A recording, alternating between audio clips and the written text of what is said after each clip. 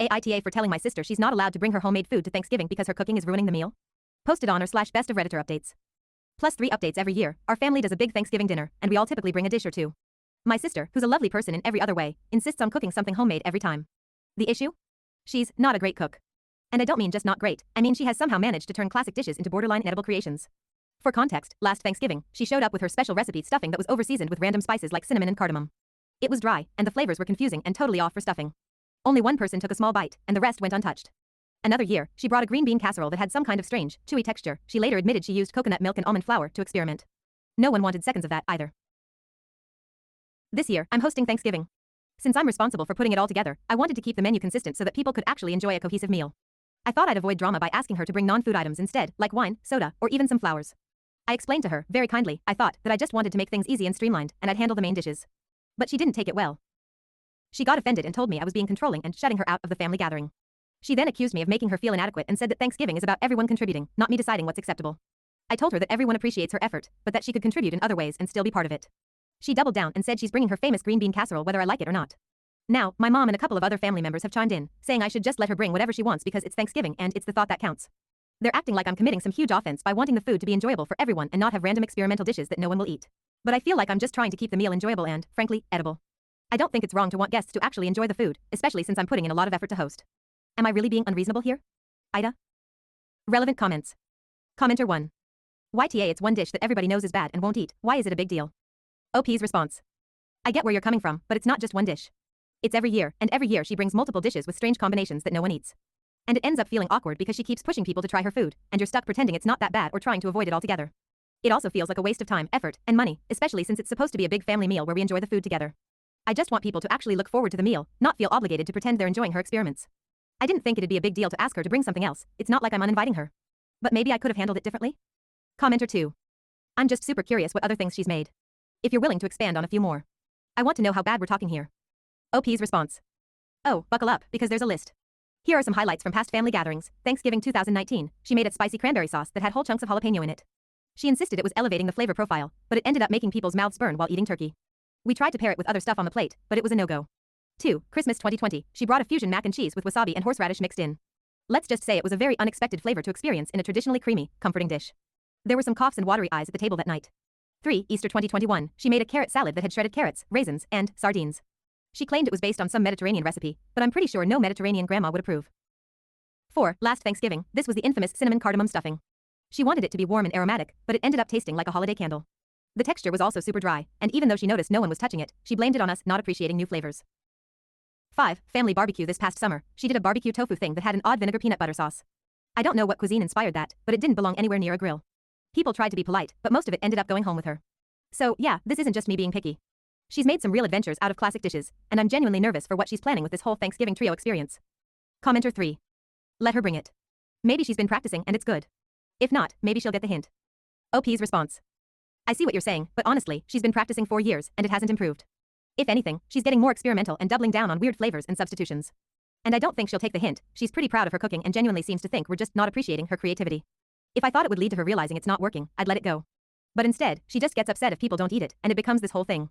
I'm just trying to keep things simple and enjoyable for everyone without the awkwardness. Maybe there's a middle ground I'm missing? Commenter 4. A soft YTA. Just let her bring what she wants.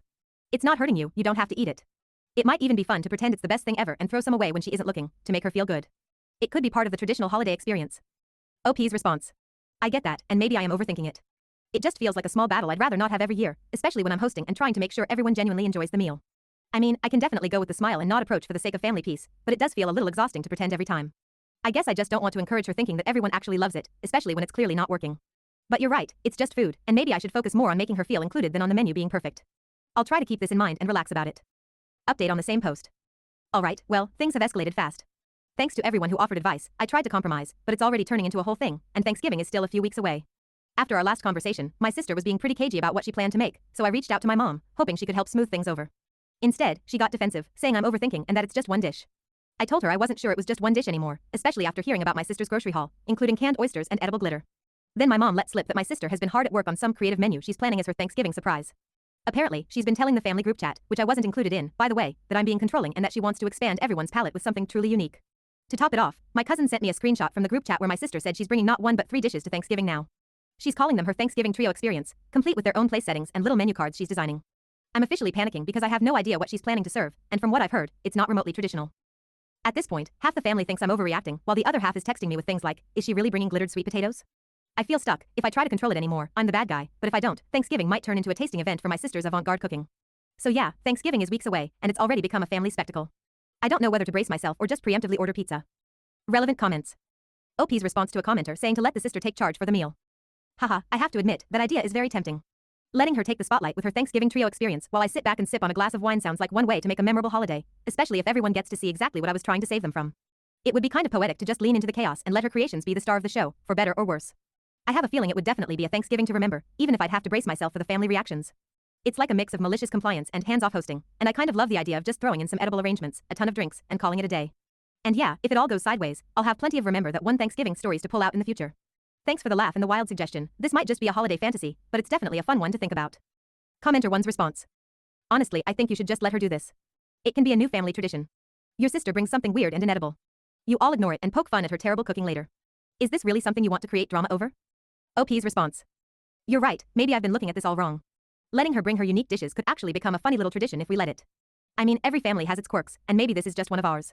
Instead of stressing about it, I could just embrace it and let her dishes be part of the Thanksgiving lore that we joke about later. It's definitely not worth creating unnecessary drama over, and if we all just go with it, I bet it'll be less awkward and maybe even entertaining in its own way.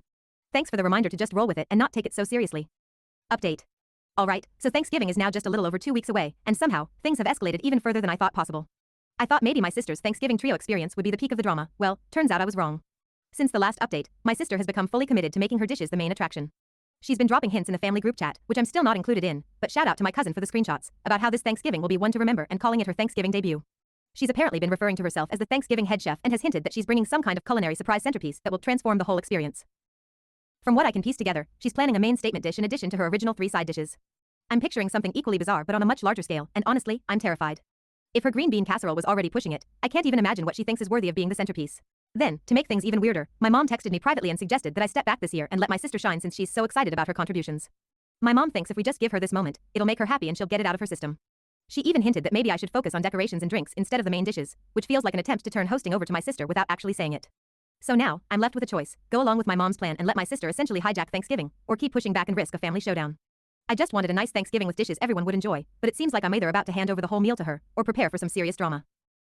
Thanksgiving isn't even here yet, and it already feels like a circus. I'm half tempted to just sit back and see what chaos unfolds, but part of me is still worried about subjecting the whole family to whatever artistic statement she has planned.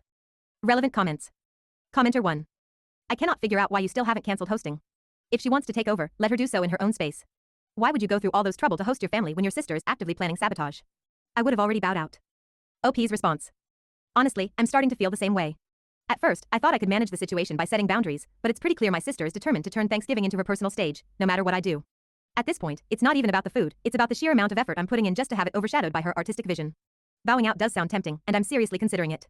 Letting her host would give her the spotlight she clearly wants, and I wouldn't have to deal with the stress of trying to balance everyone's feelings. I guess I've just been holding out because I love hosting and didn't want to let her take that away from me. But maybe it's time to throw in the towel and let her take the reins, in her own house. You're definitely giving me something to think about. Thanks. Commenter 2. Just let her do it and don't cook a damn thing. Oh, and eat before anyone shows up. OP's response. Haha, that would be one way to handle it, right? Just let her have her Thanksgiving head chef moment and show up with a full stomach, no stress, and zero cooking on my part. I'm honestly so tempted to go this route. If she wants the spotlight that badly, I might as well let her handle everything and watch the chaos unfold from the sidelines. It might even be kind of satisfying to see her realize how much goes into hosting, especially if her creations don't quite go over as she hopes. Thanks for the idea. This might just be the perfect hands-off Thanksgiving. Update. Here we are, the day before Thanksgiving, and things have continued to spiral. I decided to let my sister move forward with her trio experience since pushing back more would only make things worse. I thought we had a plan: she'd bring her dishes, and I'd make sure there were plenty of other options to keep the peace. This morning, my mom let me know that my sister is now adding a surprise dish to her contributions. She's been very secretive about what it is, which has everyone nervous after her past attempts. My mom thinks it's sweet that my sister is putting in so much effort, but a few other family members are not as optimistic. My cousin texted me privately asking if I had backup food ready, and my dad casually mentioned bringing extra rolls, just in case. At this point, I've decided to stick with the plan and let her have her moment. I'll still have a few traditional dishes on hand so no one goes hungry. Tomorrow will probably be chaotic, but it should at least make for a memorable holiday. Wish me luck. I'll update after Thanksgiving if anything noteworthy happens. Final update. Thanksgiving dinner is officially over, and I genuinely don't know where to start. I feel like I just lived through a fever dream of culinary chaos and family drama, and I need a moment to breathe before I can even process everything. My cousin and I are heading out for drinks to dissect all of it because honestly, what just happened deserves its own Netflix special. I'll post photos later when I get home, but for now, let me try to give you the rundown. So, my sister showed up earlier than expected, which I should have seen coming. She came in like a storm, carrying not just her 3 dishes but also this giant platter wrapped in foil, which she was clearly trying to make a big deal about. She immediately started rearranging the table, moving my dishes to the side so hers could take center stage. She even brought her own table runner and candles, saying something about setting the mood for a creative dining experience. I decided not to fight her on it because, at this point, I just wanted to get through the night without a blow-up. Her trio experience was, well, let's just say it was everything I feared and more. She started with a glittery sweet potato mash that somehow managed to taste like a mix of sugar and sand. The glitter wasn't even edible glitter, it was craft glitter, which I didn't realize until one of the kids said, "This is crunchy," and I looked closer. Then there was the cranberry and oyster relish. Yes, oysters and cranberries. It looked like someone had spilled jam into clam chowder, and the smell alone was enough to make me lose my appetite.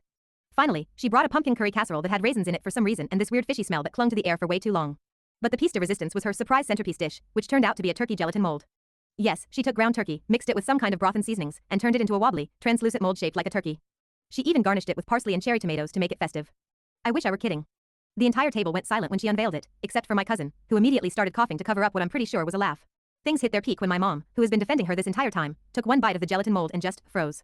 She didn't say anything, but you could see the regret on her face. My sister, noticing the lack of enthusiasm, decided to go on this long speech about how Thanksgiving food is too boring and how she's trying to challenge our palates. She even called my ham and mashed potatoes uninspired, which was rich coming from someone serving glitter sand potatoes. The breaking point came when my aunt, who's usually the peacekeeper, tried the gelatin mold and actually gagged. She tried to be polite about it, but my sister saw her reaction and completely lost it. She started yelling about how nobody in the family supports her and how we're all stuck in the past with our unoriginal food. She even accused me of sabotaging her dishes by not hyping them up enough to everyone. At this point, half the table was trying not to laugh, and the other half was just staring at their plates, probably wondering how we got here. My sister ended up storming out of the house, but not before saying something along the lines of, "You'll regret not appreciating my vision when I'm famous." She left most of her food behind, which my cousin and I quietly threw out after dinner. The rest of the night actually turned out pretty nice once the tension was gone. My dad's emergency ham was a lifesaver, and everyone agreed that next year, we're either going to a restaurant or just skipping Thanksgiving altogether. So now I'm sitting here wondering how this even became my life. I'll post photos later because you all need to see the turkey gelatin mold to believe it, but for now, I'm off to grab a drink, or 3, with my cousin to laugh/cry over everything that went down. This Thanksgiving was truly something else, and I don't know whether to feel relieved it's over or brace myself for whatever fresh chaos my sister has planned for next year. Stay tuned for photos, it's going to be worth it. Relevant comments. Commenter 1. Did she chow down herself? I don't understand how it could be this bad without having malfunctioning taste buds loudly crying face. OP's response. Oh, she absolutely did.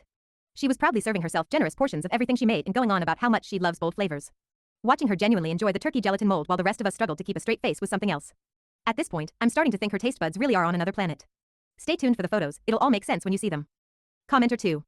Is your sister mentally ill? OP's response. Honestly, I don't think so. She's always been eccentric and overly confident about her creative endeavors, but I don't think there's anything deeper going on. I think it's more of a case of her being surrounded by enablers who praise her every move, which has left her with absolutely no sense of self-awareness when it comes to things like cooking. After today, though, I wouldn't blame anyone for wondering.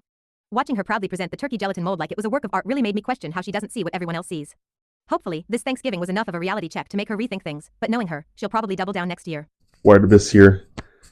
Happy Thanksgiving. I'm thankful for those that decided to follow me.